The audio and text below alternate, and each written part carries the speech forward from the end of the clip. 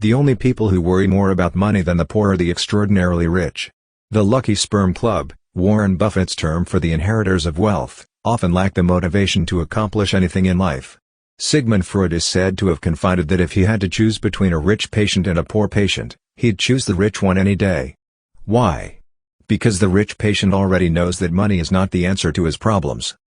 Those of us who are less enlightened still imagine that if we owned a plane, a yacht, a garage full of cars, 6 homes with 150 staff to service us, our levels of contentment would be higher. That's why it was so illuminating for me to be involved as executive producer of the TV series Who'd Be a Billionaire.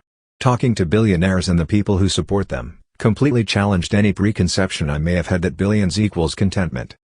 As the billionaire Warren Buffett proclaimed, money can't buy happiness, but it will certainly get you a better class of memories. In my work I have found much anecdotal evidence that the super rich are not super happy, and several acclaimed studies of this group by Boston College's Center on Wealth and Philanthropy supports my findings.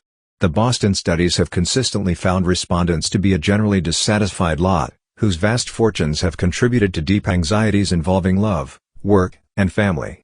They are often even dissatisfied with the size of their fortunes. So just in case you occasionally fall into the trap of imagining that the quality of your life might improve with an injection of billions, here are 10 clear reasons why you might not be better off if you were a billionaire. 1. You would actually worry more about money. It would seem that the only people who worry more about money than the poor are the extraordinarily rich. They worry about losing it. They worry about how it's invested. They worry about the effect it's going to have. The anxieties only multiply with the zeros. 2. You wouldn't know who your friends were. Billionaires confide they feel their relationships have been altered by, and have in some cases become contingent on, their wealth. I start to wonder how many people we know would cut us off if they didn't think they could get something from us. Writes one respondent to the Boston survey. Another respondent added, very few people know the level of my wealth, and if they did, in most cases I believe it would change our relationship. 3. Many people will despise or envy you. Especially if you have inherited your fortune, many people will despise or envy you.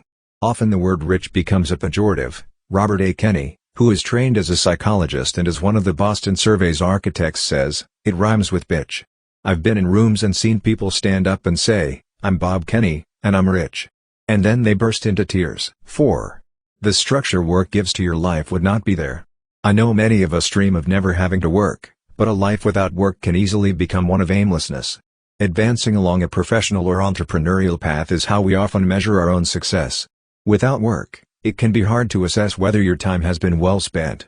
The Lucky Sperm Club, Warren Buffett's term for the inheritors of wealth, often lack the motivation to accomplish anything in life or to escape the shadows of their parents. 5.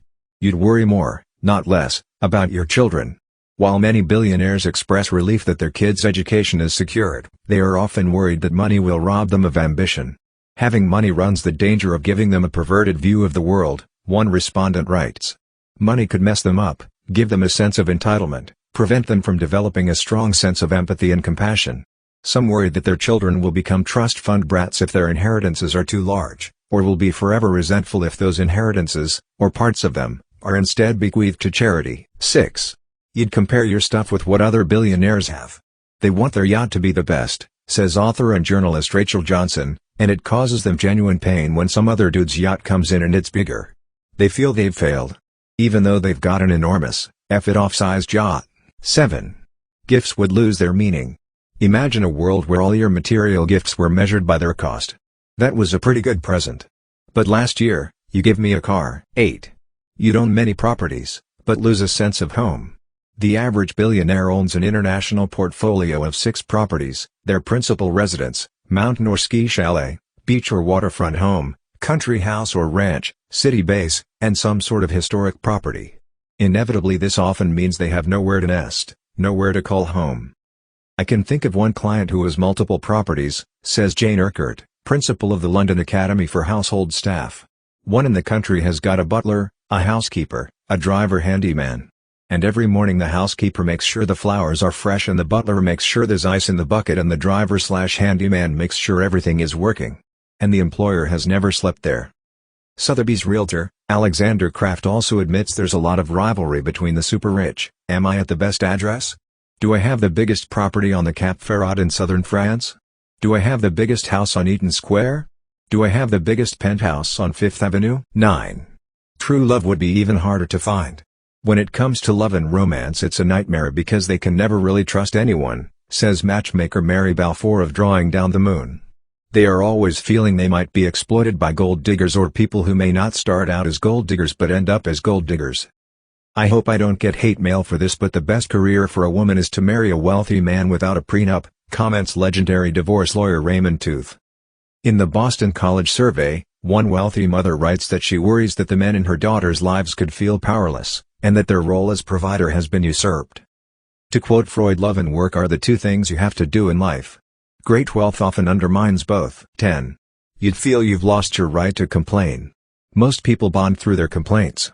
This is something billionaires report feeling they have lost the right to do, for fear of sounding ungrateful. Billionaires, of course, are people just like the rest of us, and their problems are the same problems we all face, but on a bigger and more complex scale. How to trust, how to love and be loved, how to feel valuable and valued, how to find a sense of purpose which is beyond having and doing. They have the quantity but often struggle with the quality of their deepest desires. Editor's question: why would you not want to be a billionaire?